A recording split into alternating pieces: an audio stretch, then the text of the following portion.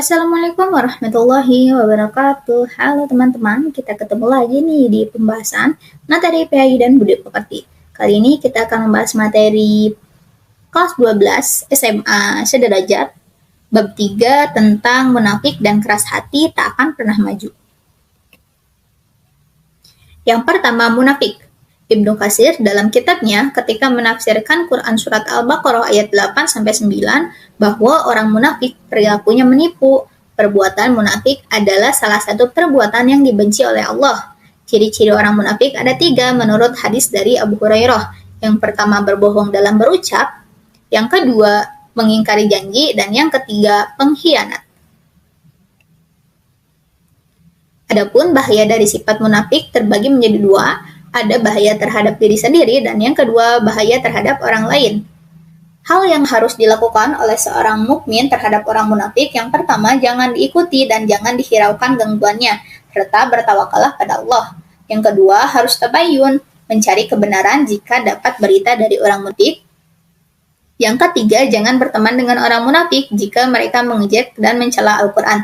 Dan yang keempat, selalu bersikap hati-hati dan waspada terhadap orang munafik, tegas dan bersikap keras terhadap orang munafik.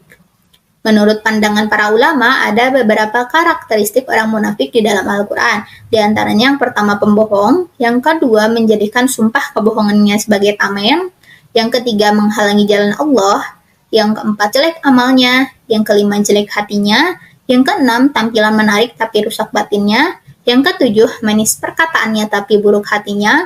Yang ke-8, buruk sangka atau sauzon. Yang ke-9, berpaling dan sombong. Yang ke-10, melarang orang lain berinfak. Dan yang terakhir, bermaksud mengusir orang mukmin dan merasa lebih kuat. Selanjutnya adalah keras hati. Menurut Kamus Bahasa Arab, keras hati sama dengan qaswas al-qalb. Mohon maaf, qaswah al-qalb. Artinya kekerasan hati atau kebengisan. Hati manusia mengalami suatu keadaan berbolak-balik dalam menentukan suatu ketetapan. Hati bisa menjadi sehat dan bisa menjadi sakit. Hal ini berdasarkan Quran Surat Al-Baqarah ayat 10. Tanda-tanda kerasnya hati adalah ketika keburukan dan perbuatan dosa tidak lagi membuat hatinya terluka. Begitu pula ketika kebodohannya dan ketidaktahuannya tentang akidah dan keyakinannya yang rusak tidak lagi melukai hatinya.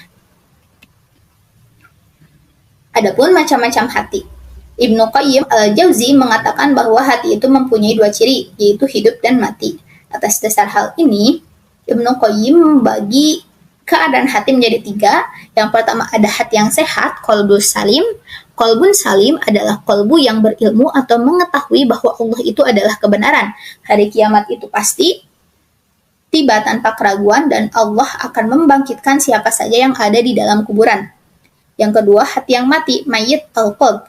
Adapun jenis hati yang ini merupakan kebalikan dari hati yang pertama, yaitu hati yang mati tidak ada kehidupan di dalamnya. Dan yang terakhir ada hati yang sakit atau marid al-qalb.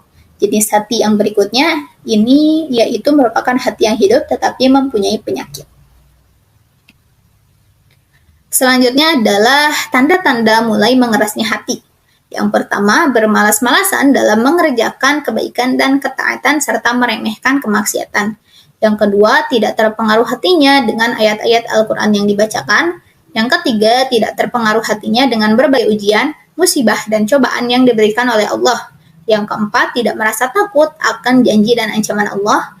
Yang kelima, bertambahnya kecintaan terhadap dunia dan mendahulukan di atas akhirat. Dan yang terakhir, tidak tenang hatinya dan selalu merasa gundah.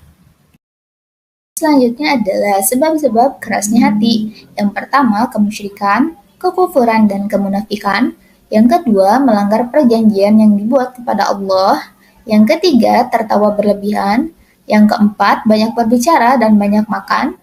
Yang kelima, banyak melakukan dosa. Dan yang terakhir, lalai dari ketaatan. Adapun obat dari hati yang keras adalah yang pertama, beriman kepada Allah dan selalu meningkatkan keimanan. Yang kedua, banyak mengingat Allah dan membaca Al-Quran. Yang ketiga, belajar ilmu agama. Yang keempat, berlindung kepada Allah dari hati yang tidak khusyuk dengan doa. Yang kelima, berbuat baik terhadap anak yatim dan orang miskin. Dan yang terakhir, banyak mengingat kematian dan berziarah kubur. Masih Melanjutkan obat dari hati yang keras, selanjutnya adalah menghadiri majelis taklim dan majelis nasihat, menjauhi sebab-sebab terjadinya fitnah dan dosa, makan makanan yang halal, sholat malam, beribadah dan mendekatkan diri kepada Allah, dan yang terakhir berteman dengan orang-orang yang soleh. Adapun pembahasan kita yang selanjutnya adalah mengenai keras kepala. Menurut Kamus Besar Bahasa Indonesia, keras kepala berarti individu yang tidak mau menuruti nasihat orang lain. Kamus Cambridge mendefinisikan arti keras kepala sebagai seseorang yang bersikukuh melakukan hal yang ada dalam benaknya dan di saat yang sama menolak mengerjakan hal lain hingga keinginannya tersebut terpenuhi. Sedangkan menurut ilmu psikologi, keras kepala adalah sikap seseorang yang selalu menolak, mengubah pendiriannya dan tidak mau berubah, dan orang lain tidak bisa memaksa dirinya. Adapun alasan seseorang mengedepankan perilaku keras kepala adalah yang pertama, karakter keras kepala melekat pada diri seseorang karena sifatnya yang mudah tersinggung dan mudah marah kepada orang yang berbeda pemikiran dengannya. Yang kedua, seseorang yang keras kepala salah satu sebabnya karena ada keinginan tujuan tertentu. Dia menginginkan reward jika dia patuh pada aturan, dengan demikian kompensasi dia keras kepala karena ingin dia dikatakan eksis dan dibutuhkan.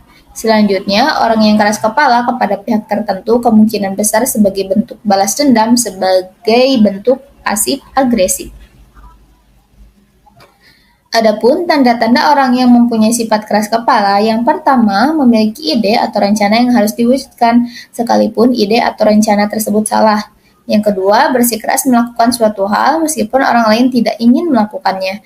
Dan yang ketiga, jika ada ide orang lain yang berbeda, dia menuduh ide itu buruk dan tidak berhasil. Adapun cara mengurangi sikap keras kepala, yang pertama, mendengarkan pendapat orang lain meski berbeda pandangan. Yang kedua, terbuka dengan skala kemungkinan. Yang ketiga, mengakui kesalahan. Dan yang terakhir, menyesuaikan dengan keadaan. Baik, cukup sekian pembahasan kita mengenai materi bab 3. Semoga bermanfaat. Mohon maaf apabila ada kesalahan. Wassalamualaikum warahmatullahi wabarakatuh.